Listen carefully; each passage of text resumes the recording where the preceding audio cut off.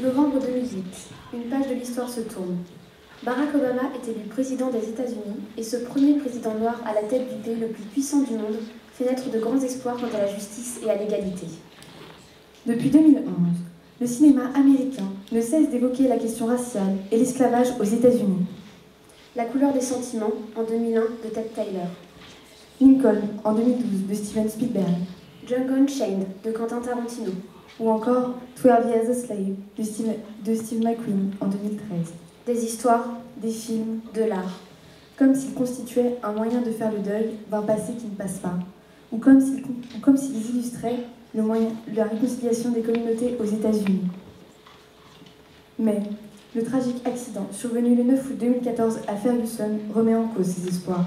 Michael Brown, 18 ans, habitant à Ferguson dans l'état du Missouri aux États-Unis, venait de voler des cigares quand il s'est fait tirer dessus par un policier blanc. Darren Wilson. Il existe plusieurs versions des faits. La première, celle de la police, dit que Michael Brown aurait été abattu après avoir agressé un policier et tenté de lui dérober son arme. La seconde, celle des témoins, dit que Michael Brown et son ami Dorian Johnson marchaient dans la rue quand l'agent de police lui a tiré dessus alors que l'adolescent avait les mains en l'air et disait « Ne tirez pas ». Qu'importe la version. Michael Brown a reçu 6 balles. 4 dans le bras droit, 2 dans la tête. Il est décédé le lendemain. En ce qui concerne le policier Wilson, il a été immédiatement placé dans un lieu inconnu. Michael Brown n'était pas armé et à première vue ne représentait aucun danger, ce qui rouvre le débat sur la question du racisme aux États-Unis. Racisme, comme le définit Tar Benjeloul, est le fait de considérer qu'il existe des catégories de personnes inférieures à d'autres, de par leur religion, leur couleur de peau ou leur culture. Racisme, un mot qui laisse un goût amer dans la bouche. Racisme, un mot contraire aux principes démocratiques évoqués dans l'article 1er de la Déclaration universelle des droits de l'homme et de la Constitution américaine. Tous les êtres humains naissent libres et égaux, en dignité et en droit. Ils sont doués de raison et de conscience, et doivent agir les uns envers les autres dans un esprit de fraternité. Ce débat ne date pas d'hier, mais il reste pourtant bel et bien d'actualité. Si l'affaire Ferguson a pris autant d'ampleur, n'est-ce pas parce que le policier était blanc et la victime noire ? Cette affaire semble montrer que des inégalités entre les blancs et les noirs sont toujours présentes. La discrimination raciale commence dès le fondement même de l'histoire des États-Unis. Même si la déclaration d'indépendance de 1776 stipule « All men are created equal », elle n'a pas empêché l'instauration de l'esclavage. Abraham Lincoln a dû lutter pour préserver l'Union et faire accepter l'émancipation des esclaves noirs. Il faudra attendre le 13e amendement de la Constitution américaine en 1865 pour que l'esclavage soit officiellement aboli. Bien que les lois américaines prônent l'égalité de tous, les lois Jim Crow instituent la séparation des blancs et des noirs dans les lieux publics. Separate but equal. Séparés mais égaux? Vous ne trouvez pas cela paradoxal? Les gens de couleur restent les victimes de la ségrégation raciale.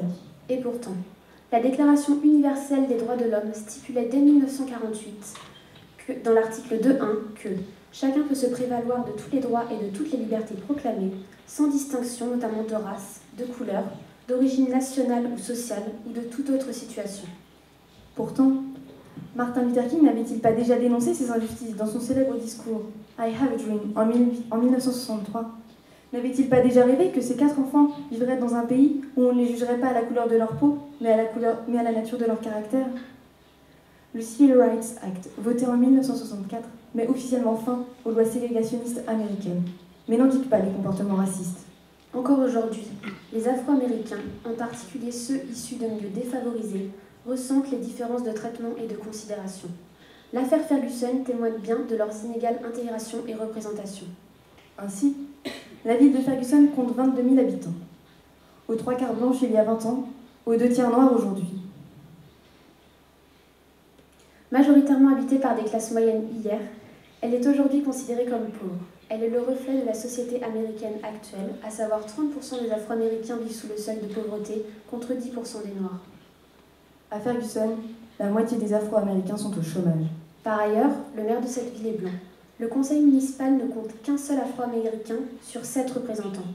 Quant aux forces de l'ordre, les Afro-Américains représentent moins de 10% des effectifs de policiers. Ces chiffres ne reflètent absolument pas l'équilibre démographique de la ville et du comté. On ne saurait parler de coïncidence quand on sait que 90% des policiers sont blancs et que 90% des interpellés sont noirs. Là encore, ces chiffres ne représentent absolument pas l'équilibre démographique de la ville et du comté. Même Barack Obama a déclaré le 18 août 2014 que les jeunes de couleur ont plus de chances de finir en prison ou devant un tribunal que d'accéder à l'université ou d'avoir un bon emploi. C'est un vaste projet, notre pays y travaille depuis 2 siècles. En effet, suite à la mort de Michael Brown, des rassemblements puis des manifestations ont eu lieu.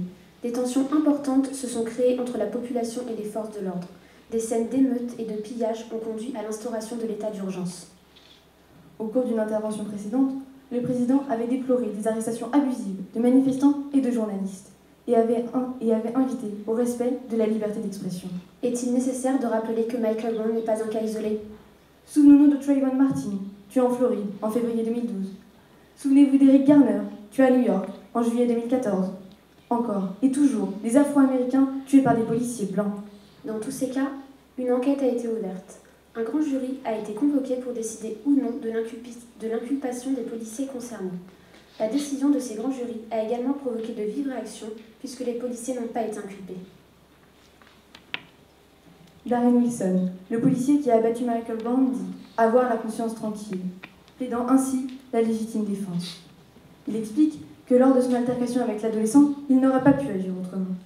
On peut s'interroger sur le futur verdict concernant Paul Young, un policier débutant d'origine asiatique ayant tué accidentellement Aka Gurley en novembre dernier à New York dans une cage d'escalier.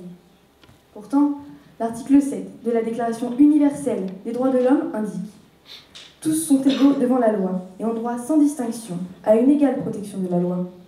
Tous ont droit à une protection égale contre toute discrimination qui violerait la présente déclaration et contre toute provocation à une telle